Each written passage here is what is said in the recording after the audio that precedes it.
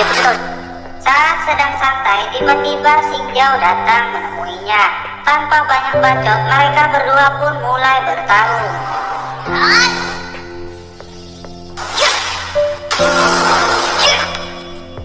Di pertarungan tersebut, Xingyun mencoba memancing Xingjao agar mengeluarkan kekuatannya dengan cara menjelekkan Xingjao dan kakaknya. Mendengar kakaknya itu direndahkan oleh Xingyun, dia pun mengeluarkan seluruh kekuatannya.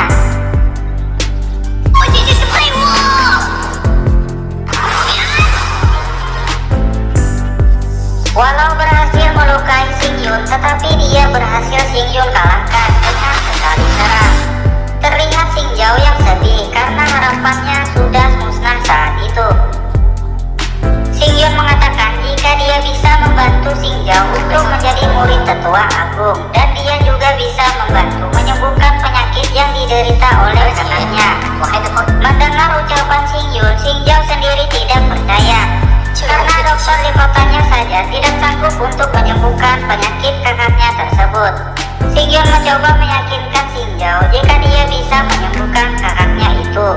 Di sini Xingjao mengatakan jika Xingyun beneran bisa menyembuhkan kakaknya, dia berjanji akan melakukan apapun yang Xingyun inginkan. Dengan syarat kakaknya itu tidak boleh tahu hal tersebut.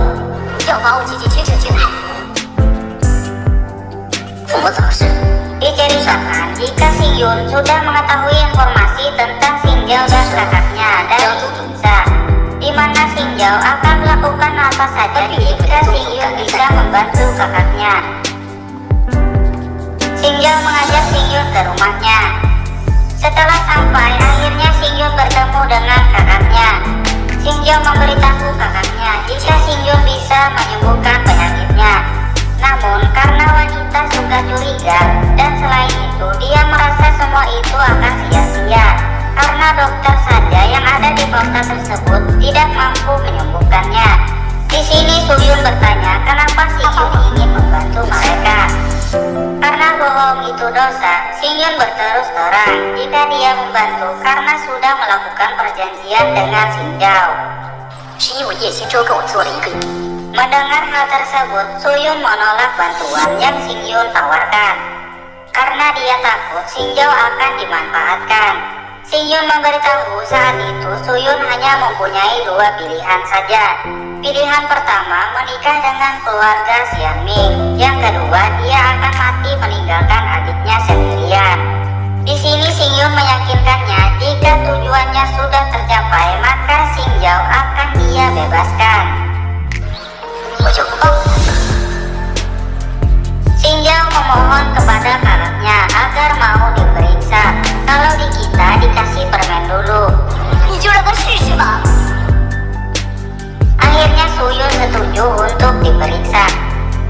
Setelah melakukan penerawangan, Xingyun memberitahu jika Suyun terkena racun kecubung, di mana racun kecubung ini merupakan tanaman yang hidup di daerah tropis dan banyak dikelilingi ular beracun. Xingyun menduga ada yang sengaja meracuni Suyun, namun tidak ingin dia mati. Xingjao yang mendengar hal tersebut begitu marah. Dia merasa semua itu adalah perbuatan Yanran. Saat Xingjao ingin pergi melabrak Yanran, kakaknya dan Xingyun menghentikannya karena tuduhannya itu tidak mempunyai bukti apa-apa. Xingyun memberitahu jika racun yang ada di tubuh kakaknya itu tidak begitu kuat. Dia meminta Xingjao untuk mempersiapkan bahan-bahan yang ia butuhkan. Proses penyembuhan kakaknya itu memakan waktu 49 hari, dan untuk kesembuhan total memakan waktu 1 tahun. Namun yang jadi permasalahan adalah Suyun akan menikah dalam waktu 1 bulan lagi. Xingyun meminta mereka agar tidak memikirkan hal tersebut karena Xingyun akan membantu menyelesaikannya. Xingyun memulai proses penyembuhan dengan membuat sup penawar racun. Saat meminum sup tersebut, Suyun merasa ada perubahan pada tubuhnya.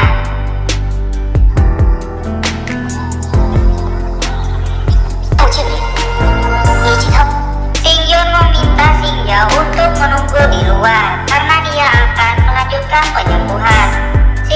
mengeluarkan jarum agung untuknya. Di sini Suyun merasa asing dengan jarum ke-10. Singyun memberitahu jika jarum tersebut berfungsi untuk menyerap semua racun yang ada di dalam Meridian. Suyun mengakui jika pengetahuan pengobatan Singyun jauh melebihi dirinya.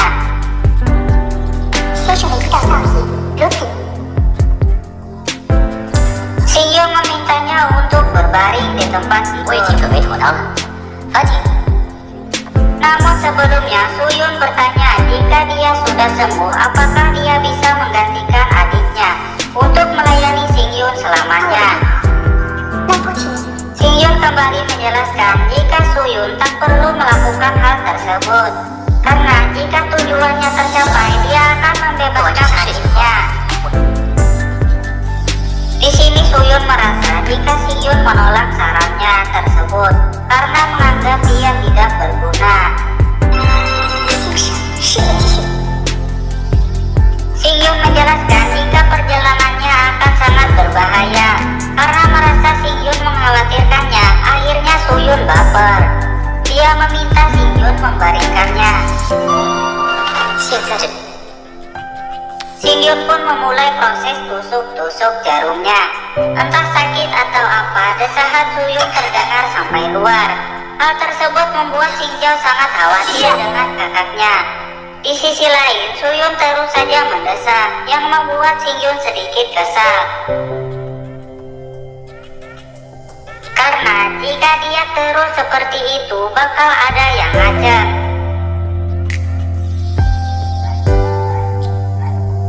Tak lama Singyun pun keluar. Dia memberitahu Singjao jika penyembuhannya sudah mengeluarkan 70% racun yang ada di tubuh kakaknya. Mendengar hal tersebut membuat Singjao sangat senang. Singyun mengatakan jika penyembuhan berikutnya akan dilakukan bertahap. Selain itu, dia juga meminta Singjao mengambilkan sebuah kuali untuk Singyun gunakan merebus jarum-jarum yang penuh racun. Setelah melakukan proses akupuntur tadi, terlihat air di kuali tersebut berubah menghitam karena racunnya. Melihat hal tersebut, Singjao kembali marah. Singyun pun menghentikannya. Karena Singyun sudah menyembuhkan kakaknya, dia meminta Singjao untuk memenangkan kompetisi untuk menjadi murid tetua agung. Dengan Singjao menjadi murid tetua agung, hal tersebut akan memudahkan Singyun mencari pedang terbang jantian. Diceritakan jika pedang jantian ini merupakan senjata sihir yang diwariskan secara turun-temurun di keluarga Singyu. Konon katanya jika ada yang mendapatkannya akan menjadi sakti mandraguna. Pedang tersebut terus berpindah dari pemimpin sebelumnya ke pemimpin yang baru. Di sini Singyun berencana menjadikan Singjao untuk menjadi pemimpin Singyu berikutnya. Di sini Singyun akan membantu Singjao untuk mencapai tujuan tersebut. Karena skill bawaan Singjao yang cukup bagus dan sedikit bantuan dari Singyun, Singjao akan mudah mencapai tingkat ke-6 surgawi. Bahkan ada kemungkinan bisa mencapai tingkat ke-7 surgawi dan menjadi sarjana agung seni bela diri. Di sini Singyun juga memberitahu tujuannya yang sebenarnya, yaitu menggunakan kekuatan keluarga Singyu untuk membantunya membalas dendam. Tetapi dia tidak memberitahu jika balas dendamnya itu adalah pembalasan untuk kematian anggota klannya.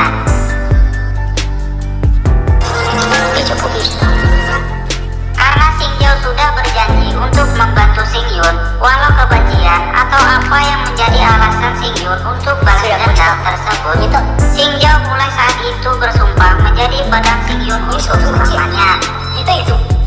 Singyun memberinya sebuah gulungan yang berisi teknik rahasia bulu ilahi. Karena untuk menembus tingkat 6 surgawi, Singjao harus berlatih teknik yang ada di gulungan tersebut. Sin berpindah ke Chengyu yang tubuhnya dipenuhi perban. Kakaknya mencoba membantunya mengobati pinggangnya yang encok, yang membuatnya berteriak kesakitan minta tolong. Di sini Chengyu memberitahu kakaknya jika Singjao telah dikalahkan oleh Singyun dan bertujuan ingin menjadi murid tetua agung. Chengyu meminta kakaknya agar kakaknya ini lumayan berpengalaman, dia berniat untuk mencari informasi tentang Xingyun terlebih dahulu. Di tempat lain, Yanran yang lagi nguping pembicaraan orang-orang tentang Xingyun yang berhasil mengalahkan Cheng Yun, dan hal tersebut membuat Yanran merasa tertarik. Singkat waktu terlihat Xingyun yang kembali bermeditasi untuk melatih kultivasinya. Namun karena Xingyun hanya mempunyai 8 dari 9 meridian, hal tersebut membuatnya kesulitan dalam berkultivasi. Namun karena sebelumnya Xingyun mempunyai lukisan Dewi Surga 9 dengan kekuatan mistis yang ada di dalamnya, dapat membantu kecepatan kultivasi Xingyun beberapa kali lipat. Di saat berkultivasi, tiba-tiba Yanran menyerangnya. Walau Yanran sudah menutup wajahnya, tetapi itunya yang besar, dengan mudah Xingyun mengenalinya. Yanran meminta Xingyun untuk mengeluarkan semua kekuatannya, karena dia menduga Xingyun menyembunyikan kekuatannya.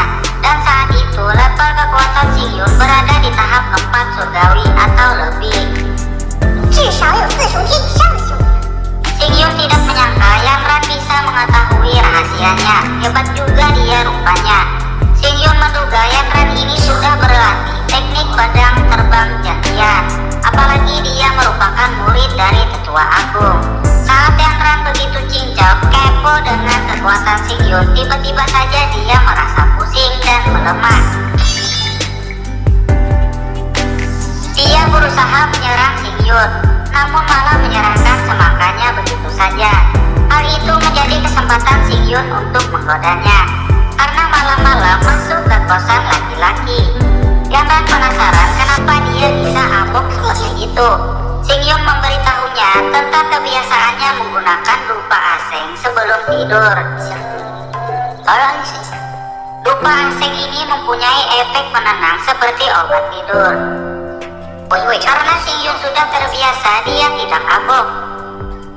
Sedangkan Yanran yang pertama kali menghirup asap dupa tersebut langsung terkena efeknya.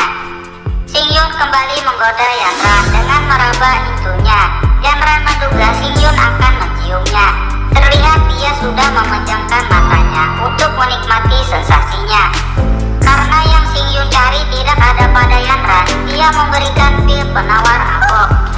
Xingyun memberitahu jika dia menggodanya hanya ingin mengambil senjata tersembunyinya.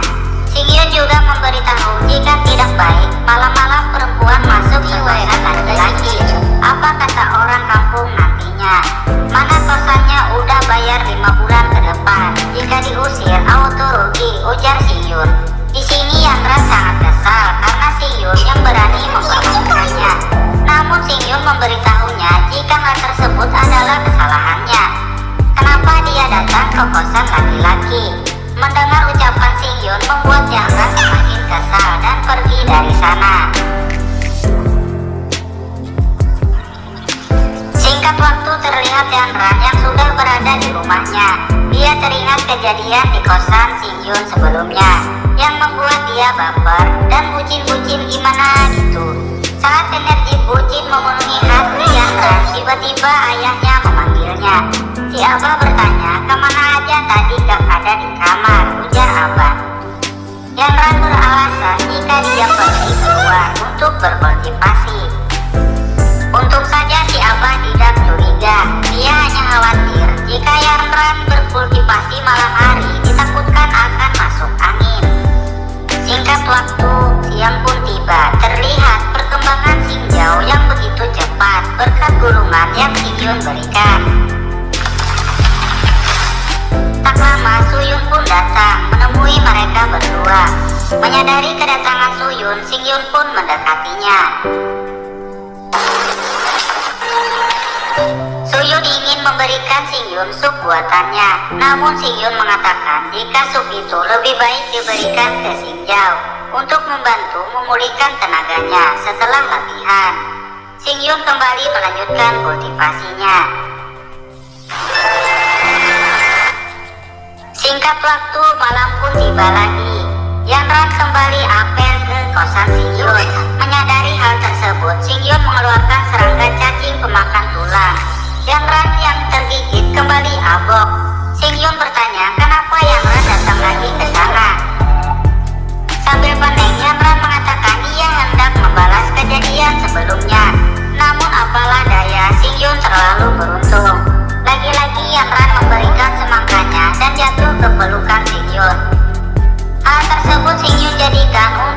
prank Yanran, di mana Singyun mengatakan jika dia sudah tidak bisa menahan rasa setmenya. Dia mengangkat Yanran. Hal tersebut membuat Yanran nge-fly. Dia bertanya kenapa dia bisa mabuk lagi, padahal dia udah makan pil penawar sebelumnya. Singyun memberitahu jika dia digigit oleh serangga cacing pemakan tulang legendaris, di mana setelah tergigit tubuhnya akan lemas dan dalam waktu 3 jam akan mati karena kelelahan. Mendengar hal itu, Yanran meminta penawarnya, namun Singyun hanya bercanda jika serangga yang menggigit itu hanya cacing abok yang efeknya akan hilang selama 2 jam. Tentu saja selama 2 jam Yanran akan berada di sana. Karena Singyun imannya kuat, jadi dia tidak melakukan apa-apa ke Yanran. Singyun kembali melanjutkan kultivasinya. Yanran penasaran bagaimana cara Singyun menjadi kuat seperti itu. Singyun menjelaskan dia menjadi kuat karena sering dipukuli. Yanran percaya dan memujinya. Namun lagi-lagi Singyun hanya bercanda. Pada akhirnya mereka berdua asik ngobrol satu sama lain, yang membuat mereka semakin akrab. Di sisi lain terlihat Chengyu dan 2 orang bawahannya yang bersiap untuk membalas Singyun. Namun tanpa mereka sadari, Yingsa dan Yuyin yang merupakan bawahan Singyun mengetahui rencana mereka. Yingsa mengatakan jika mereka tidak perlu turun tangan untuk membereskan Chengyu dan 2 orang bawahannya tersebut. Tetapi di lain sisi, Yuyin khawatir jika Singyun akan lupa tujuan utamanya. Di sini Mimin tidak tahu Yuyin ini cemburu atau tidak karena Singyun didekati oleh cewek-cewek. Kembali ke Singyun dan Yanran, terlihat mereka yang saling ejek. Namun Singyun menyadari kedatangan seseorang. Dia menaburkan sesuatu ke mata Yanran. Dia sengaja melakukan hal tersebut. Saat dia ingin meniup mata Yanran yang kelilipan, hal tersebut dilihat oleh Chengyu. Auto menyambar-nyambarlah petir di hatinya. Diceritakan Chengyu ini udah lama naksir dengan Yanran, tetapi tidak berani mengatakannya. Jadi di sini Mimin mau ngasih tahu buat adik-adik yang naksir cewek, ungkapin aja perasaannya. Meski ditolak, yang penting udah berusaha. Jika terlalu lama memendam